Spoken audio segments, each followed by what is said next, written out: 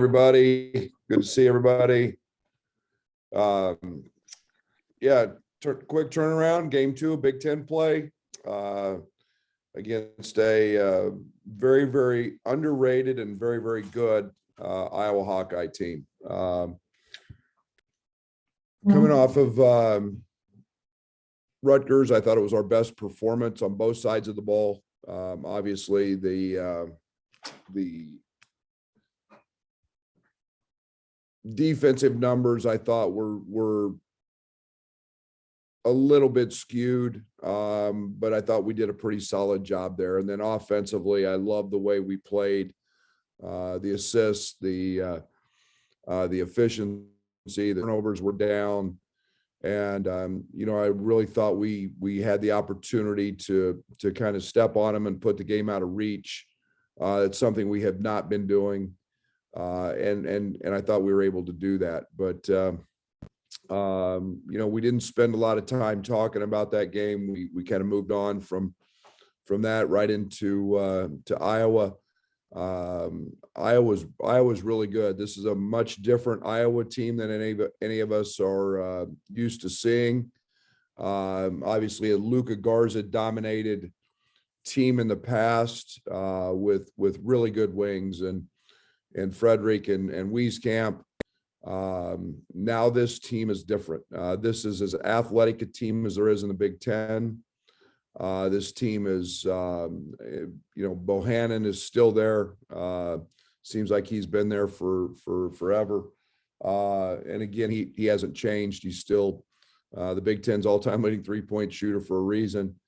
But this is a team that is extremely, extremely athletic. The twins, both Murrays are scary athletes. The Perkins kid really started to emerge last year in the Big Ten tournament. He is playing terrific. He's a 6'4", very strong, 215-pound athlete who's playing great. And then Joe Toussaint has really stepped into a leadership role on that team. Is playing with tremendous confidence. He's an elite defender. And then I think that, the emergence of Patrick McCaffrey, 6'9" slasher athlete, gives them length, gives them athleticism. This team's maybe not as big and as inside oriented, but they are electric in transition. They're pressing, and a team that is maybe as potent offensively as they were last year. They're just doing it in some different ways. Brad, looks like Keegan Murray is expected to be back tomorrow. Is that your expectation? I would expect that, yes. I always expect guys that are listed out to come back and play against us. And because Geo Baker wasn't there, the second game in a row where you have an interesting prep, how does that change what you do in practice? Yeah, no, I mean, we're planning on him playing. Reading Fran's comments after the Purdue game, he thought he would play in the Purdue game, so it just made common sense that he would be ready for our game on Monday, being at home. And it's early in the year. You're trying to get guys as healthy as you can, yet it's a Big Ten game, so he'll be ready. He's had 2020 games. He's electric in the open court. He's that guy that he's what a pro looks like today. He can go get it off the glass. He can take it coast to coast. He can dunk on you. He's finishes with either hand. He's shooting it not as well as his brother, but he's shooting it at a high clip. So we're expecting him to play and be a big part of our game plan, trying to stop it. Thanks. Hey, Brad, after the game against Rutgers on Friday night, you mentioned how Trent and DeMonte, the first thing they said in the locker room after the game was, "We haven't beaten Iowa in Iowa City." What do you think it means to those two guys to be able to go in there and get a win on Monday night if you are able to come out with one? No, I mean, I think I don't think we put any more value on any one game. There's 20 of them, and yet there's little sidebars all season long, which you try to you try to eclipse, you try to do something that maybe you haven't done. You set little goals for every game, and that's one that those guys have talked about. And we were able to do some positive things in terms of winning on the road last year, and this year's a new team, a new challenge, and Iowa City's been one of those places that we haven't conquered yet. And what is it about playing in Iowa City that's difficult? Obviously, it's an interesting arena and whatnot, but what is it about that environment that makes it difficult to go in there and come out with a win? Really good coach, really good players. And that's I mean, it's hard to win in those places. It's hard to win in any venue when you've got a really good coach and you've got really good players on the other team. This team, I'm telling you, is going to compete for a championship. Iowa's that good. And they've just reshifted. They got great depth. And this is a really good Iowa team. Hey, Coach, you talked about Coleman's defensive upside to go from Harper to Keegan Murray to have Race Thompson in the league, Diabate at Michigan. How important is he just knowing that EJ Liddell as well, like the guys in this league at the 4 spot and being able to have an answer for them with his length and athleticism? Yeah, it's probably the position we've got the most pros this year in our league. And they happen to be dominant players, and we've got to be able to throw different looks at them, and that's my it's been my point of emphasis all year with him, Derek, is knowing what's in front of us and knowing what we're going to see in the league. And it's in conference play this year. We've got tremendous talent at that spot, and we've got to be able to neutralize that the best we can. Thanks. Brad, we're going to talk to Luke here in a couple of minutes, I guess, after you. What stood out about him as a freshman? It just seems really at the front of a lot of things, which stands out on a team that has so many veterans and seasoned guys. Yeah, Luke's unique. And I say this because he's got unrivaled leadership abilities. I mean, he's not afraid. He has always been a leader. You can tell, you see his quarterback come out in him from his high school football days. But he has always been a leader, and to do that, you got to be unafraid, and you got to be unafraid when you say something. You got to be unafraid when you play. He is ultra competitive. That's made him, he wants to run the fastest mile. He wants to make the most threes in a row. He wants to make the most free throws. He is an ultra competitor, and that's helped him stand out early, and it's helped him make the adjustment. Then when you put his abilities with his IQ and those leadership qualities, you've got a guy you've been able to push fast forward and hit it a few times, and it's expedited his growth pretty quickly. What has that on-court growth been since you first got him in the summer?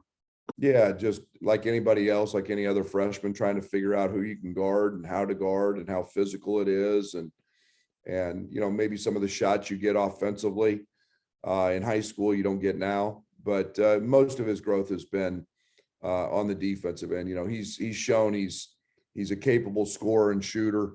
That's really stood out from day one. And sorry, if I could get one more, is there an update on Andre's availability for tomorrow? Same status. Thanks, Brad. Hey, Brad, just, after Friday's game against Rutgers, just what on maybe both sides, offensive, defense, do you see as repeatable that this team can maybe easily keep doing? Well, most of it's not the physical part, Scott. Most of it's the mental part. That's what I want to push repeat on is I thought our approach, I thought our focus, I always challenge our guys to never play the opponent, to play against themselves and to play the game the right way. We had some lapses, when we were up 30, but those anger me, those frustrate me. And I think that's the way we've got to try to approach the game from a mental standpoint 20 times in league play. And those are the things I thought we were focused. I thought we were dialed in. I hope our effort is never an issue. But, you know, I thought we played really hard. And so the mental side of it's what I'm challenging our guys to is, I mean, you've got 20 of these and you take a mental nap and you lose. It doesn't matter who you play. And so that's what I want to try to duplicate again and again and again. It's not counting last year because the schedule is so different, but the Big Ten's had 4 years, I suppose, of these early conference games. I'm just curious, kind of what you think about it now, maybe compared to year one when you got here, and maybe what the Big Ten has accomplished with these early games. Oh, I totally understand why we play them. I mean, we're sitting there kind of in a lull between the end of football regular season, between the bowls. I understand the early games, and then I think it's important that we understand that you have to play them early to play 20, to not just have a mosh pit of games where you then throw safety and you throw travel and you throw fatigue late in the year, and I think that's what this does. I think they're harder to prepare for. You don't know as much about your team in early December, but I understand why we're playing them, and the importance and the relevance of these games is huge, because you sure don't want to start 0-2 going into January knowing you got 18 in front of you. Thanks, Brad. Brad, I go back to the last game you played at Carver Hawkeye, and in a game they won, Joe Toussaint is shooting for an hour after the game while we're writing, because he realizes, to use your language, you just dorked him and kind of backed off him. I'm curious if the scouting report on him has drastically changed over the last couple of years, and do you have to play him different? Absolutely. He's I remember seeing Joe in high school. He was that guy that had the reputation of the guy who can't shoot. I'm not saying he's Bohannon shooting it, but he's drastically improved. And he's the thing now is he's a willing 3-point shooter. He's not backing off of that. Now, when I say that, he is elite in the paint, elite, and he's got great touch. He's got great strength, so he knocks guys off and can get it off. I think 84% of his field goals are in that paint area this year, but he's very much improved, and he's truly a menace on the defensive end. Are you seeing a difference with Iowa this year simply because they don't have Luka? And I'm asking maybe specifically on the defensive end, maybe a more intensity and maybe a more a grittiness to them on that end of the floor because they have to get stops now? They're pressing. They're trying to force turnovers. And let's not make a mistake. They're gifted offensively now. They're averaging 97 points a game. They're playing fast. They're pressing for a reason.